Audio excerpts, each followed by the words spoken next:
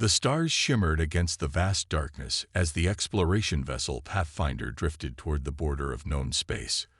Commander Jack Sullivan stood on the bridge, his eyes fixed on the viewscreen displaying the magnificent purple nebula ahead. This was humanity's first official contact with the Zaltari Empire, a moment that would be recorded in history books. "Communications ready, sir," said Lieutenant Allison Gray, adjusting her headset. "Broadcasting our greeting on all frequencies as instructed." Sullivan nodded. Earth's diplomatic corps had spent years crafting the perfect message of peace and friendship.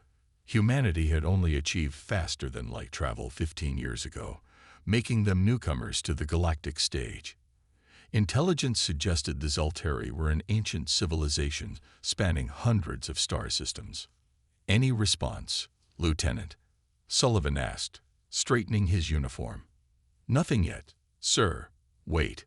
Gray's expression changed suddenly. "I'm detecting energy spikes from multiple locations. They're powering weapons." Before Sullivan could respond, the bridge erupted in alarms. 3 Zaltari warships materialized from behind the nebula's gases, their sleek purple hulls bristling with weapon ports. "Raise shields," Sullivan ordered, but he knew the Pathfinder was an exploration vessel, not built for combat. The first blast hit them hard, knocking crew members to the floor. The lights flickered as the ship's systems struggled to compensate. "They didn't even respond to our message," Gray said in disbelief, helping a fallen crew member back to her station. Sullivan gripped the command chair. "Open emergency channel to Earth. Tell them we've been attacked without provocation." Before Gray could comply, a face appeared on their view screen. The alien had light blue skin with distinctive ridges running from forehead to neck. Its eyes were cold yellow orbs that seemed to look through Sullivan rather than at him. "Primitive species," the Zaltari commander said in perfect English. "Your existence has been noted by Emperor Kaznoth. Your exploration ends here." Sullivan stepped forward. "We came in peace. We meant no. Peace is irrelevant. The strong rule, the weak serve or perish. You will witness our power, then your leaders will understand their place." The transmission cut abruptly. The Pathfinder rocked with another hit. "They're not trying to destroy us," observed the tactical officer. "They're hurting us." Sullivan realized with horror what was happening. "They're pushing us back toward Horizon Falls." Horizon Falls was Earth's newest colony, home to 30,000 civilians. The Pathfinder's damaged engines couldn't outrun the Zaltari ships as they were forced back toward the settlement. "Get me emergency communications with the colony," Sullivan ordered. "Tell them to evacuate immediately." But it was already too late. As the Pathfinder was pushed into orbit above the planet, the Zaltari ships unleashed a barrage of energy weapons toward the surface. The colony's minimal defensive shields collapsed in seconds. From space, they watched helplessly as flashes of light engulfed the settlement. In minutes, Horizon Falls was reduced to smoldering ruins. "Why?" Gray whispered, tears streaming down her face. "They were civilians." The Zaltari commander's face reappeared. "A demonstration. Return to your homeworld with this message. The Zaltari Empire has designated your species as insignificant. You may continue to exist on your world, but space belongs to the worthy. Trespass again, and your homeworld will share this fate." 2 Zaltari vessels disappeared into faster-than-light travel, while the third remained behind. It fired precisely at the Pathfinder, targeting life support and engines, but leaving the bridge intact. As the ship began to break apart, Sullivan ordered the crew to the escape pods. "Lieutenant Gray, take Pod 3. Someone must survive to warn Earth." Gray protested, but Sullivan pushed her into the pod and launched it manually just before the bridge exploded. As her pod tumbled through space, she watched the Pathfinder disintegrate. On his imperial throne, Emperor Kaznoth dismissed the report of the human encounter with a wave of his hand. "Another primitive species learned its place," he said, already focusing on more important matters. "They will not trouble us again." He could not have been more wrong. The United Nations emergency session fell silent as Lieutenant Allison Gray finished her testimony. The lone survivor of the Pathfinder disaster had spent 3 weeks in a cramped escape pod before being rescued by a mining vessel. Her recorded footage of Horizon Falls' destruction left world leaders stunned. 30,000 souls, whispered the Secretary General, gone without warning or reason. Admiral William Carter, a weathered man with steel-gray hair and piercing blue eyes, stood from his seat in the military gallery. The Zeltari believe us weak and primitive. They expect us to cower on our world in fear. And what would you suggest, Admiral? Asked China's representative. Their technology clearly surpasses ours. We've only just reached the stars. Carter's expression remained calm, but his eyes burned with cold determination. I suggest we let them believe they're right. The next day, Earth issued a formal apology to the Zeltari Empire for trespassing in their space and publicly announced the suspension of all deep space exploration. Privately, the Security Council approved Carter's audacious plan, codenamed Silent Thunder. 6 months later, Dr. Kate Donahue stood in a secret underground facility beneath the Alaskan wilderness, watching as engineers assembled prototype components. Will it work? Asked Peter Martinez, her research partner, adjusting his glasses nervously. In theory, Kate replied, studying the complex energy patterns on her tablet. The Zeltari shield technology operates on principles we've never seen before, but their attack gave us enough data to reverse engineer the basics. Peter nodded toward the massive chamber beyond the observation window. And the drive system? Even better. Their weapons revealed weaknesses in conventional FTL tech. We're not just catching up. We're leapfrogging their capabilities. Across the globe, similar facilities sprung up in deserts, mountain ranges, and beneath oceans. The public remained unaware, told only that Earth was focusing on internal development after the unfortunate misunderstanding with the Zeltari. Every major nation contributed resources and personnel to the silent buildup. Former enemies became allies, united by the stark realization that humanity's survival was at stake. 3 years after the Horizon Falls massacre, spy Nancy Blackwood slipped aboard a trading vessel from one of the non-aligned alien species that occasionally visited Earth. Disguised as cargo, she infiltrated Zeltari space, establishing the first of many hidden observation posts on the Empire's fringes. Her encrypted reports painted a troubling picture. The Zeltari weren't just conquerors, they were systematic oppressors who had subjugated dozens of species across their vast territory. They're expanding again, she reported. 3 more systems annexed last month. The conquered races are treated as little more than slaves. In the vacuum of Jupiter's orbit, hidden from both Earth and alien observation, the first shipyards took shape. Automated construction drones assembled massive vessels designed not for exploration but for war. Admiral Carter inspected the flagship of the growing fleet, temporarily designated Alpha 1, its sleek black hull absorbing light rather than reflecting it.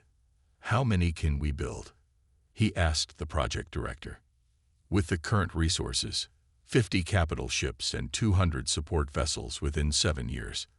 If we accelerate production and bring the asteroid mining operations online sooner, perhaps more. Carter nodded slowly. And the weapons systems. Dr. Donahue's team has exceeded expectations. The prototype cannons generate 5 times the energy of anything the Zeltari showed us, with better targeting and range. In a secure facility beneath the Pacific Ocean, hundreds of pilots trained in advanced simulators designed from Nancy Blackwood's intelligence.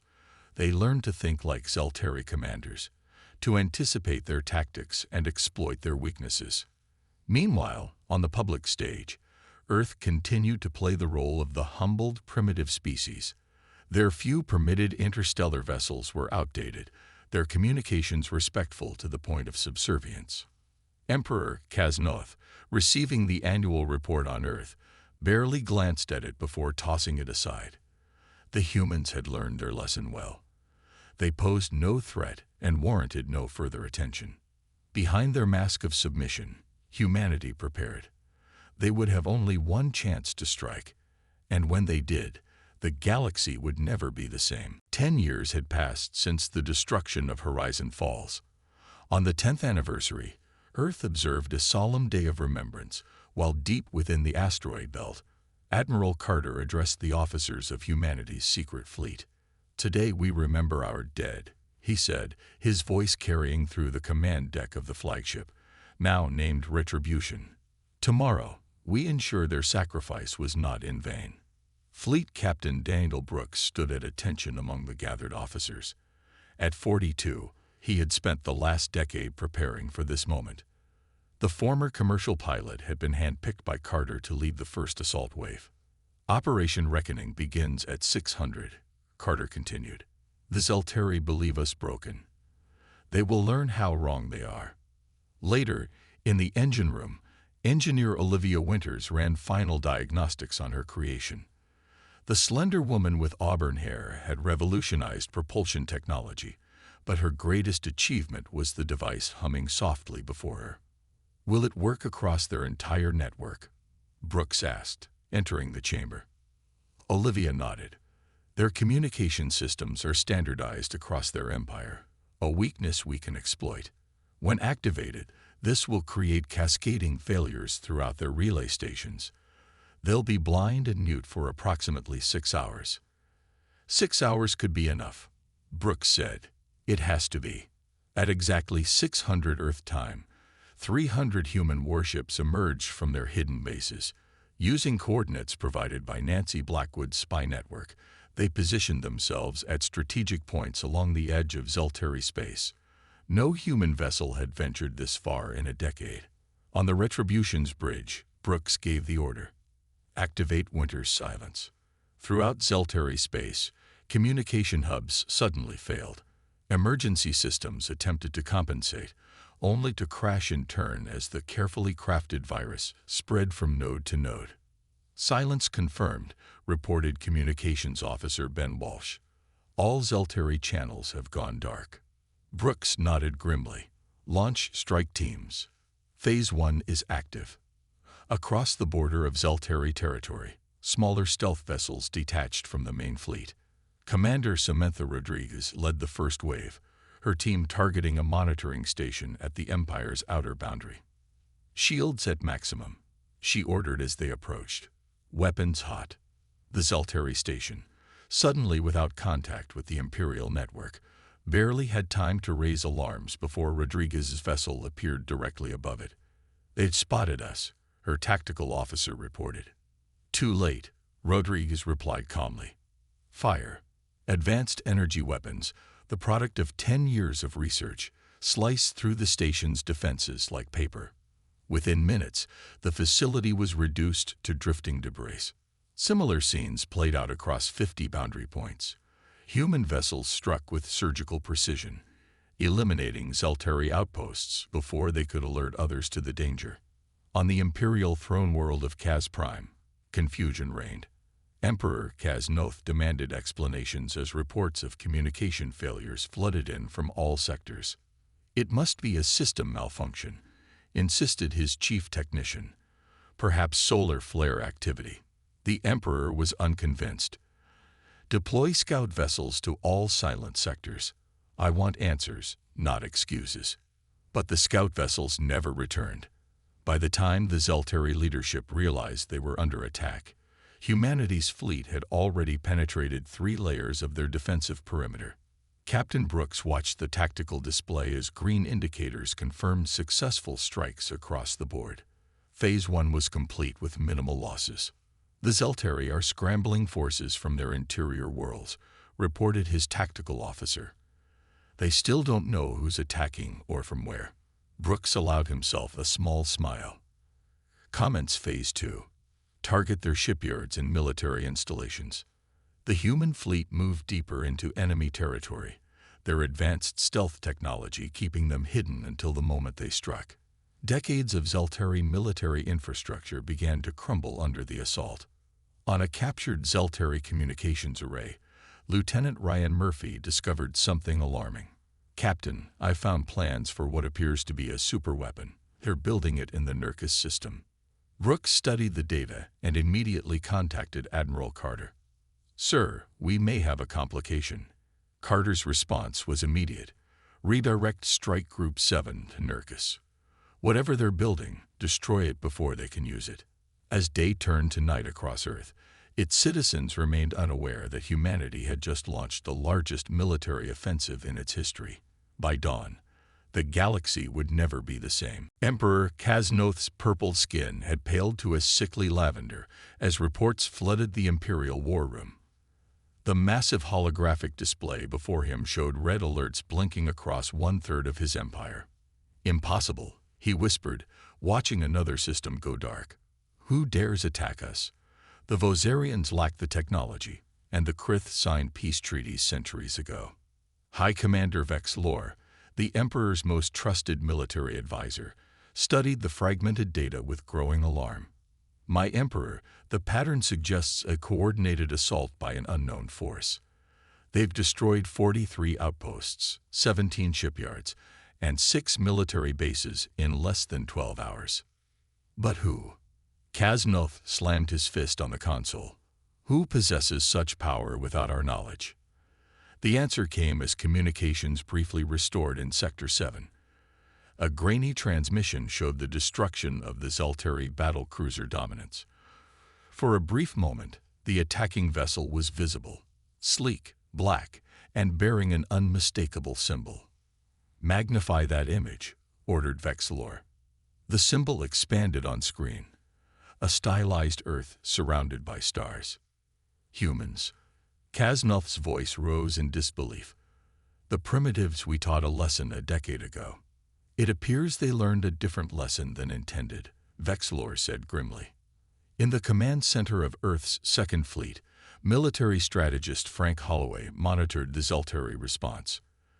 The stocky former chess champion had designed their attack pattern specifically to confuse Imperial forces. "They're finally figuring it out," he noted as Zelteri ships began changing formation. "They're recalling scattered forces to protect their core worlds." Admiral Carter's face appeared on the main screen. "Assessment, Holloway. Exactly as predicted, sir. They're creating a defensive perimeter around their key systems, leaving the outer territories exposed. They still think conventionally. Protect the center at all costs." Carter nodded. "Then we continue as planned. Hit what they don't protect while avoiding direct engagement with their concentrated forces." Meanwhile, Lieutenant Ryan Murphy led a special operations team through the abandoned corridors of the Zelteri research facility in the Nurkus system. The strike force had arrived expecting heavy resistance, but found the station eerily deserted save for a skeleton crew who surrendered immediately. "They evacuated in a hurry," noted Murphy, examining the scattered equipment. "Whatever they were building, they couldn't take it with them." In the central chamber, they'd found it. A massive device humming with energy, easily the size of a small ship. Murphy approached cautiously, scanning the technology with specialized equipment. "Sir," he contacted Brooks, "we've located the superweapon. It appears to be a gravity manipulation device capable of collapsing stars. If they had completed this, every human world would be vulnerable." Brooks finished. "Can you disable it?" "Better," Murphy replied. "We can take it. Dr. Miller is here and says the technology is transportable." Across Zelteri space, Imperial commanders began to understand the true nature of their enemy. These were not the primitive humans they had dismissed a decade earlier. These humans fought with advanced technology and perfect coordination, striking from multiple vectors then disappearing before counterattacks could form. On the Zelteri homeworld, Emperor Kasnoth called an emergency meeting of the Imperial Council. "How did they hide this?" demanded the Minister of Intelligence. "We've had observers near Earth for years. They showed no signs of military buildup." "They must have constructed their fleet in secret," Vex Lore suggested, "beyond our observation range." "It doesn't matter how they did it," Kasnoth interrupted. "What matters is stopping them now. Recall all forces, every ship, every soldier. We will crush these upstart humans in one decisive battle." As the Zelteri Navy consolidated, Admiral Carter addressed the United Galactic Assembly, a loose coalition of independent species that existed on the fringes of Zelteri influence. The Zelteri Empire has committed atrocities against countless species, including unprovoked genocide against our colony, he stated firmly. Humanity seeks justice, not conquest. We ask all non-Zelteri vessels to remain clear of designated conflict zones. Several representatives exchanged glances. One brave delegate from the Vosarian Republic finally spoke. If the Zelteri fall, what then? Do you humans intend to become the new empire? Carter's expression remained resolute. We have no such ambition. When this is finished, all species will determine their own fate. As the galactic community watched in stunned silence, humanity's fleets continued their inexorable advance toward the heart of the Zelteri Empire. The skies above Kaz Prime blazed with energy discharges as humanity's united fleet emerged from hyperspace. 500 warships, arranged in perfect battle formation, faced the hastily assembled Zelteri Defense Force. Captain Brooks stood on the Retribution's bridge, surveying the enemy fleet. The Zelteri had gathered over 700 vessels to protect their throne world, but their formation showed signs of panic and rush deployment. They outnumber us, observed his first officer. Numbers aren't everything, Brooks replied calmly. Begin the approach sequence. All ships maintain formation delta. The human fleet moved forward with disciplined precision, their advanced shields absorbing the first volley of Zelteri weapons fire without faltering. On the planet below, Major Lisa Patterson prepared her ground forces. 20,000 elite soldiers waited in stealth dropships, their mission critical to the battle's success. Remember your training, she told her troops through the comm system. Our objective is the planetary defense grid. Disable it, and our fleet can end this quickly. As the space battle intensified above, Patterson's dropships slipped through gaps in the Zelteri detection network. Using data from spy Nancy Blackwood, they targeted landing zones near the main defense control centers. The first dropship touched down silently in a wooded area 3 kilometers from their target. Patterson led her team out, their advanced armor blending with the surroundings. Movement ahead, whispered her scout. Zelteri patrol, 8 soldiers. Patterson signaled her team to hold position. Let them pass. We avoid engagements unless necessary. Meanwhile, in orbit, the battle had reached its peak. The human fleet executed complex maneuvers that confused Zelteri targeting systems, allowing them to inflict maximum damage while minimizing their own losses. Sir, the Emperor is broadcasting, reported Communications Officer Walsh. On screen, Emperor Kaznoth appeared, his usual arrogance replaced by barely controlled rage. Humans, this meaningless attack will be your species' last mistake. Surrender now, and we may allow your homeworld to survive. Brooks exchanged glances with Admiral Carter, whose image appeared on a secondary screen. Carter nodded slightly. Emperor Kaznoth, Brooks responded, we offered no terms when you destroyed Horizon Falls. We offered no warning, no chance for surrender. However, unlike you, we are not genocidal. Order your forces to stand down, and we will accept your unconditional surrender. Kaznoth's face contorted with fury. Impudent creatures. Activate the stellar hammer. Show these humans our true power. Alarm spread through the human fleet as sensors detected a massive energy buildup from a hidden installation on Kaz Prime's moon. The superweapon, Brooks realized. They had a second one. A blinding beam of energy erupted from the lunar surface, aimed directly at the human fleet. But instead of striking the vessels, the beam suddenly curved, twisting back toward Zelteri ships. On a specialized research vessel at the fleet's rear, Dr. Jason Miller monitored his equipment with satisfaction. The gravity manipulation device captured from Nurka's station had been modified to redirect the Zelteri weapon's energy. Redirection successful, he reported. Their own weapon is targeting their defense fleet. The redirected beam tore through 30 Zelteri warships before the weapon operators realized what was happening and shut it down. Panic spread through the Imperial forces as they witnessed their superweapon turned against them. On the planet's surface, Major Patterson's team reached the main defense control center. The Zeltari guards, distracted by reports from orbit, offered minimal resistance. "Plant the charges," Patterson ordered as her team secured the facility. "Set timers for synchronized detonation with the other teams." Across Kaz Prime, similar infiltration teams reached their targets.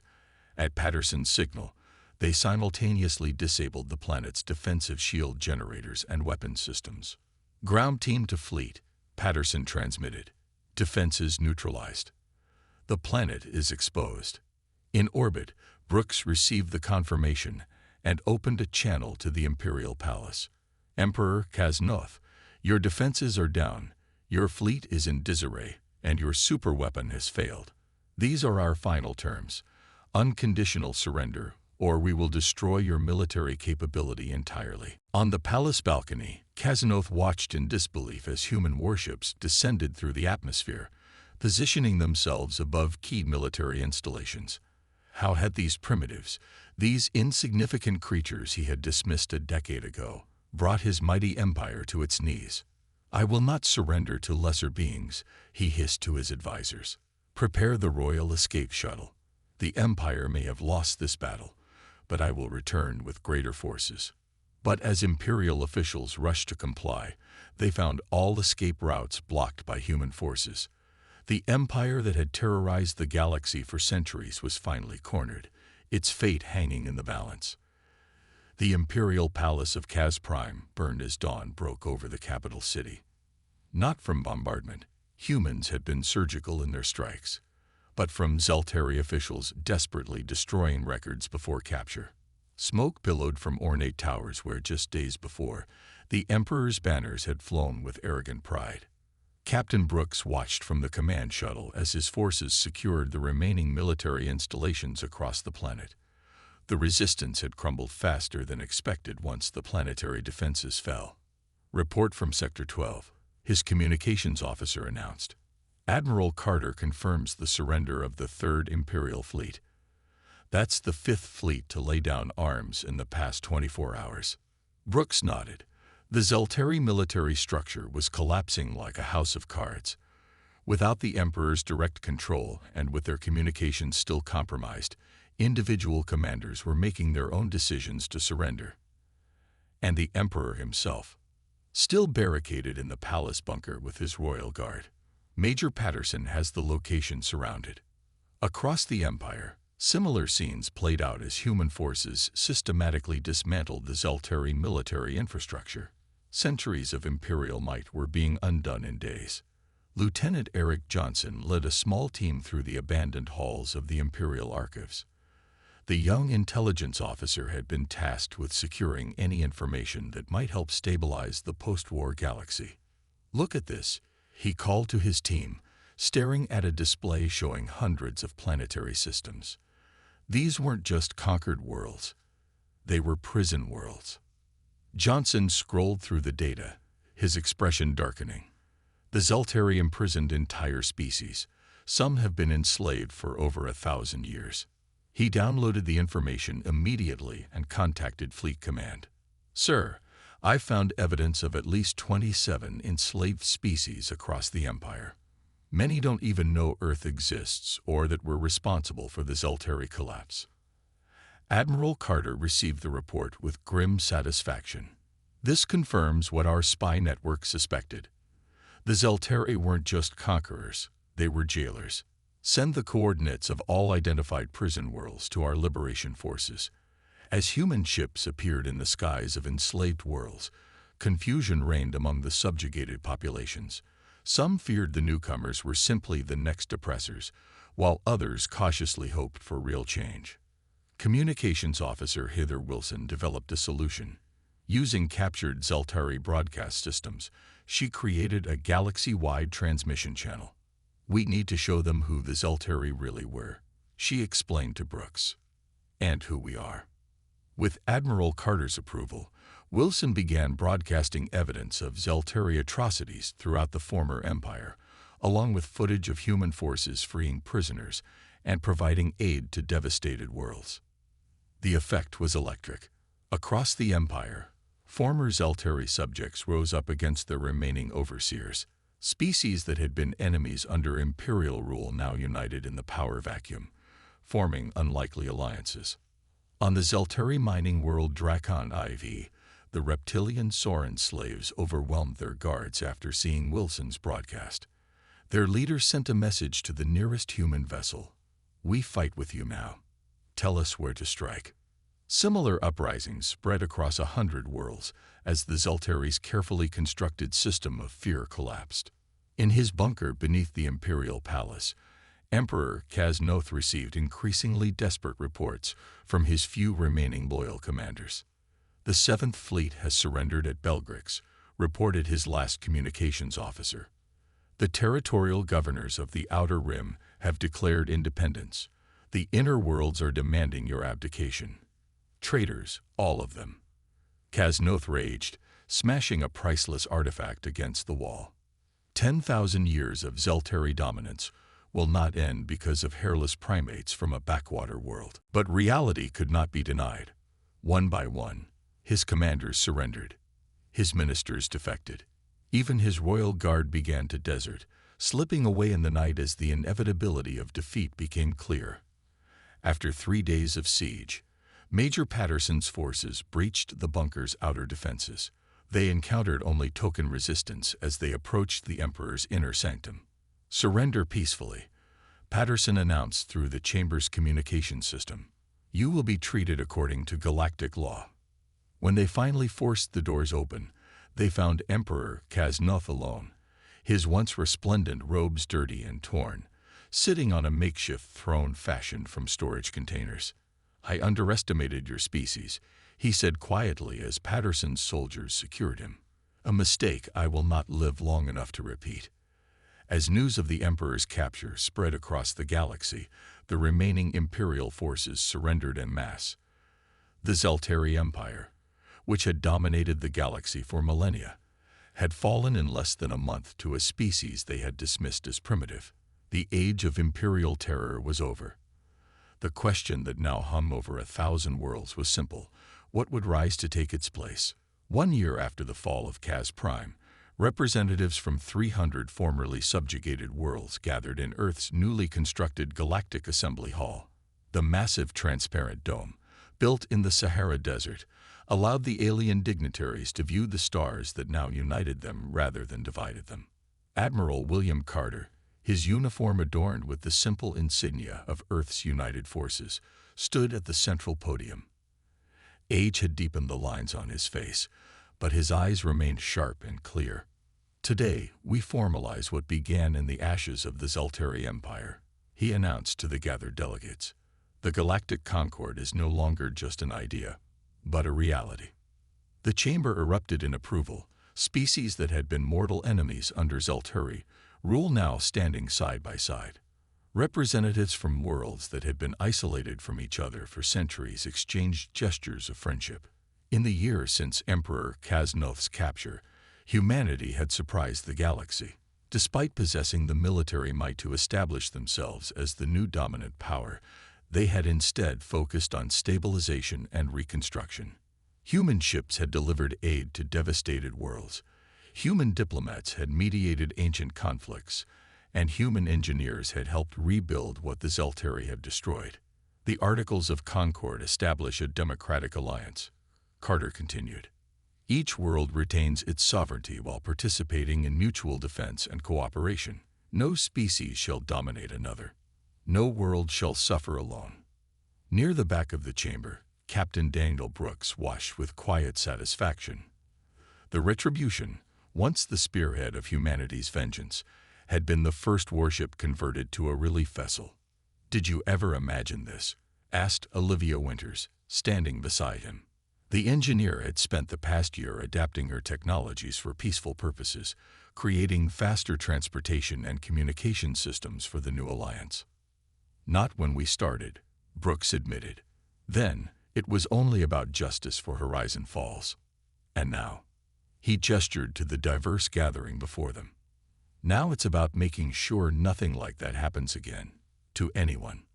As the formal ceremonies concluded, ships from dozens of worlds performed a synchronized flight over the assembly hall, their contrails forming the new symbol of the Concord, a galaxy with each arm a different color, representing diversity united in common purpose. On the former throne world of Kaz Prime, now renamed Nova Concordia, the last Zeltari detention camps were being dismantled. Former Imperial citizens adjusted to their new reality. No longer the master race, but simply one of many equal peoples. Former Emperor Kaznoth, convicted of crimes against sentient beings by a multi-species tribunal, watched from his simple cell as his empire disappeared. He would live out his days in comfortable confinement, a living reminder of power's ultimate limitations. Admiral Allison Gray, promoted after her pivotal role in the war, stood on the observation deck of her vessel as it entered orbit around a small blue world. Below her, the rebuilt colony of Horizon Falls gleamed in the sunlight. Approaching landing coordinates, Admiral, reported her pilot. Gray nodded, emotion tightening her throat. She had been the sole survivor of the original attack that started everything. Now she returned to fulfill a promise. The memorial ceremony was simple but profound. A monument of black stone now stood where the Pathfinder's crew had first set foot on the planet. The names of all 30,000 victims were inscribed in spiraling text that caught the light of the setting sun. Gray placed her hand on the cool stone. "We remembered," she whispered, "and we returned." As night fell on Horizon Falls, similar ceremonies took place across the former empire. On worlds where the Zeltari had enslaved populations for generations, freedom celebrations continued for days. On planets that had known only imperial rule for millennia, citizens cautiously embraced the concepts of self-determination and democratic governance. In the Grand Council chamber on Earth, Carter concluded the day's formal proceedings with a final address. "The galaxy watched as humanity unleashed terrible power," he said solemnly. "Today, they witnessed something rarer and more precious: restraint. We did not come this far to become what we destroyed." As the delegates departed for their homeworlds, they carried with them the seed of something unprecedented. An alliance built not on conquest or fear, but on mutual respect and shared destiny. In the vast darkness between the stars, former Zeltari warships patrolled alongside vessels from Earth and a dozen other worlds. Their mission was no longer conquest, but protection. Their sensors watched not for enemies to destroy, but for civilizations in need. The galaxy had witnessed humanity's capacity for righteous vengeance. Now it marveled at something far more unexpected: their capacity for mercy.